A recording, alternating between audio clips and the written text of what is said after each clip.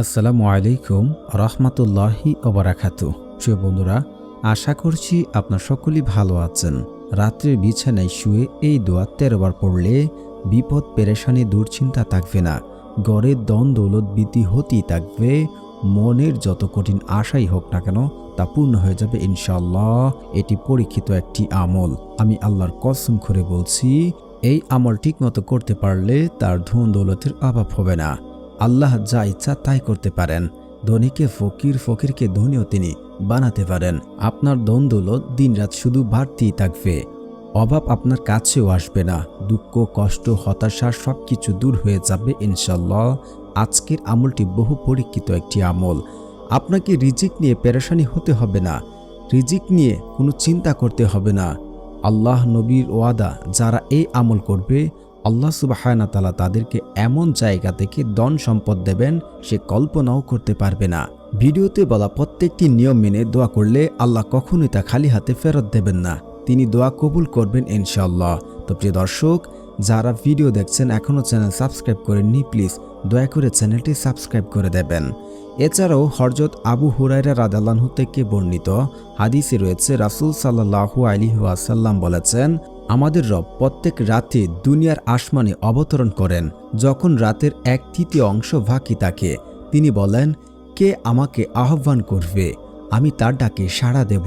কে আমার কাছে প্রার্থনা করবে, আমি তাকে প্রদান করব। কে আমার কাছে ক্ষমা চাইবে, আমি তাকে ক্ষমা করে দেব।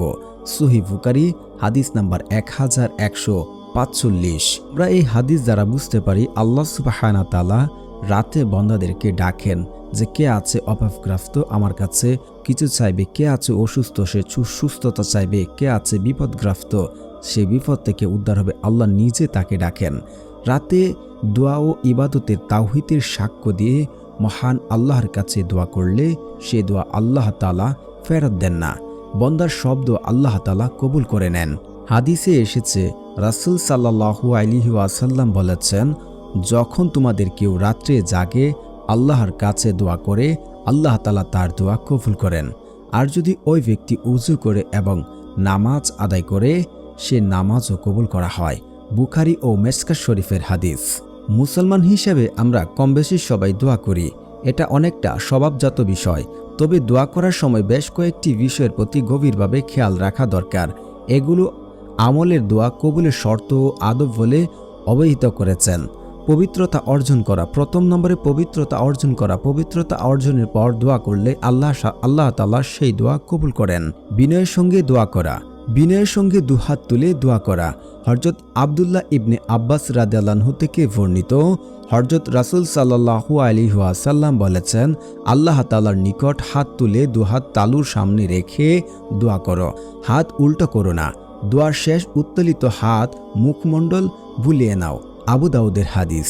দুহাত তুলে দোয়া করা, বিনয়, নম্রতা ও দাসত্ব প্রকাশ করার জন্য দোয়ার সময় দুহাতের তালুর সামনের দিকে রাখতে হবে এবং হাত সম্পূর্ণ সম্পারিত করে দুহাতের মাঝখানে 2 থেকে 1 আঙ্গুল পরিমাণ ফাঁক রাখতে হবে। এছাড়াও দোয়ার শেষে হাত তুলে দোয়া করে দোয়ার শেষ ও 2টি হাতমণ্ডল মুছে নিতে হবে। হাদিস শরীফে আছে, যে হাত আল্লাহর দরবারে উত্তোলিত হয় তা একেবারে শূন্য অবস্থায় ফিরে দিতে তিনি লজ্জাবোধ করেন। হযরত আবু সুলাইমান দারানী রহিমাহুল্লাহ বলেন, যে ব্যক্তি আল্লাহর কাছে কোনো দোয়া করে তার উচিত প্রথমে দুরূদ শরীফ পড়া এবং দুরূদ শরীফ পড়ে শেষ করা, কেননা আল্লাহ উভয় দুরূদ কবুল করেন। এই তো গেল দোয়ার নিয়ম। এই দোয়া করে আমার ভাই সে ফলাফল পেয়েছে, সে বিদেশের কাজে যাবে, তার টিকিট প্রসেসিংয়ের প্রবলেম হয়েছে, সে এখান থেকে ফেরত আসে, তখন সে রাতে এই আমলটি করে এবং আল্লাহর রহমতে সে পরের দিন বিদেশ চলে যেতে পারেছে।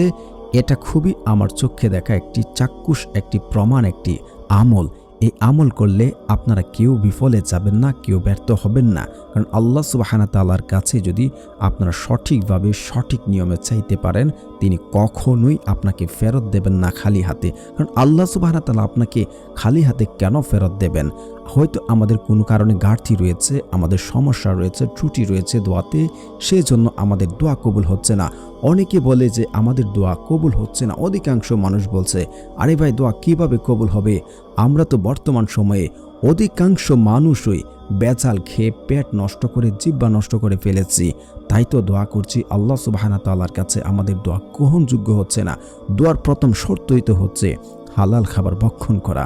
আমরা কতজনই হালাল খেতে পারছি, কতটুকুই আমরা হালাল খাবারের অন্বেষণে আছি। সঠিকভাবে আমরা যদি চাইতে পারি, সকল নিয়ম মেনে আমরা চাইতে পারি, কখনোই আল্লাহ সুবহানাহু ওয়া তাআলা আমাদের ফেরত দেবেন না। কারণ হাদিসে রয়েছে, কোরআনে রয়েছে, আল্লাহর কাছে আমরা এই শর্তগুলি মেনে যে সঠিকভাবে চাইতে পারি।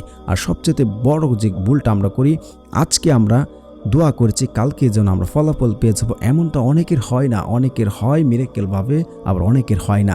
দোয়া করেছেন, ধৈর্য ধরেন, ধৈর্যের সাথে কাজ করেন, ইনশাআল্লাহ আল্লাহর কাছে যা চেয়েছেন আল্লাহ সুবহানাহু ওয়া তাআলা আপনাকে তা দেবেন। কেন তিনি দেবেন না? হয়তো আপনাকে নগদ দেবেন, নয়তোবা আখেরাতের জন্য রেখে দেবেন, অথবা আপনার জীবনে সবচেয়ে বড় যে সমস্যা হতো সেই সমস্যা এই দোয়ার বদলতে আল্লাহ সুবহানাহু ওয়া তাআলা দূর করে দিয়েছেন। একটা হাদিস তো এমন রয়েছে যে বান্দার তকদির পরিবর্তন করতে পারে কেবলমাত্র দোয়াই। দোয়াই শুধু আপনার তকদির পরিবর্তন করতে পারে, আর অন্য কোনো কিছুই তকদির পরিবর্তন করতে পারবে না।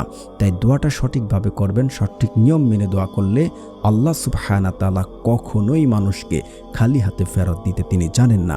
দোয়ার সূত্র আপনারা সবাই জানেন যে হালাল খাবার খেতে হবে, আপনাকে 5 ওয়াক্ত নামাজ আদায় করতে হবে, তাহলেই আপনার দোয়া কবুল হবে এবং দোয়াতে তাড়াহুড়া করা যাবে না। 5 ওয়াক্ত নামাজ পড়লে আপনার সংসার থেকে এমনিতেই অভাব চলে যাবে, দুশ্চিন্তা পেরেশানি আল্লাহ সুবহানাহু ওয়া তাআলা এমনিতেই দূর করে দেবেন। আমল তো বোনাস হিসাবে আপনি করবেন, দোয়া তো আপনি বোনাস হিসাবে করবেন। আল্লাহর কাছে যা চাইবেন তাই কবুল হয়ে যাবে। তাই ভাই, দোয়াটা ইয়াকিন এবং বিশ্বাসের সাথে করার চেষ্টা করবেন। যারা বিশ্বাস করে না তাদের দোয়াও কবুল হয় না।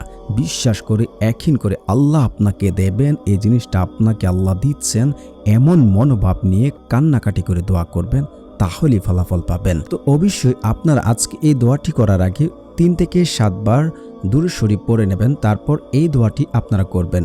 সবচেয়ে ভালো দুরূদ ইব্রাহিম যদি আপনারা পাঠ করতে পারেন। প্রিয় দর্শক, আমি দোয়াটি স্ক্রিনে দিয়ে রাখছি, আপনারা দেখে দেখে পড়ে নেবেন এবং আমিও পড়ে দিচ্ছি যেন আপনারা মুখস্থ করতে পারেন। তো একটি কথা বলতে চাই, যাদের অন্তর এবং মন ভালো আল্লাহ কিন্তু তাদের কি দেন। তো যাদের মন এবং অন্তর ভালো তারাই আমার চ্যানেলটি সাবস্ক্রাইব করবে।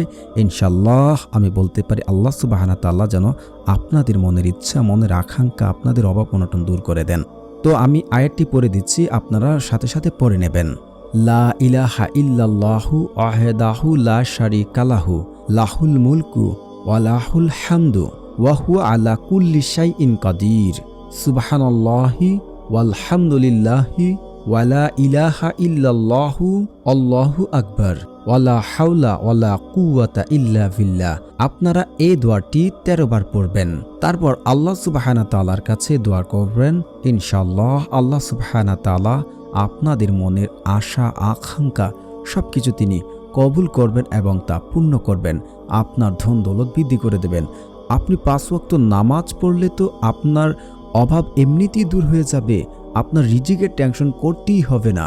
শুধু রাত্রে বিছানায় শুয়ে এই আমলটি করবেন, ঘুমানোর পূর্বে আমলটি করবেন। উজু করে এসে বিছানায় শুয়ে এই আমলটি আপনারা করে ঘুমিয়ে যাবেন। ইনশাআল্লাহ আল্লাহর রহমতে আপনাদের আশা আকাঙ্ক্ষা, বিপদ আপদ পেরেশানি সবকিছু দূর হয়ে যাবে।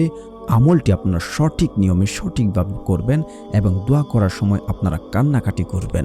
দর্শক, আশা করছি আপনারা আজকের আমলটি বুঝতে পেরেছেন। না বুঝলে কমেন্টস করবেন। ধন্যবাদ এতক্ষণ ধরে ভিডিওটি দেখার জন্য।